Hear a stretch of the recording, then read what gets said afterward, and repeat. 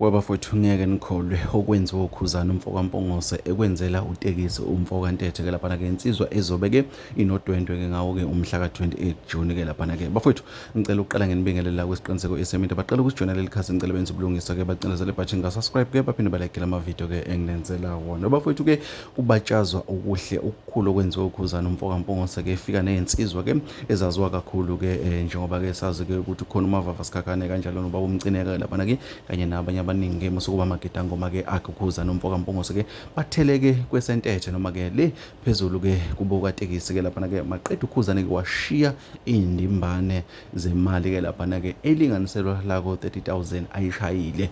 Nanezinye-ke iy'nsizwa ziyidlalile indisha yabamnandi yakhuphuka indisha yaphezulu yagcwala phama.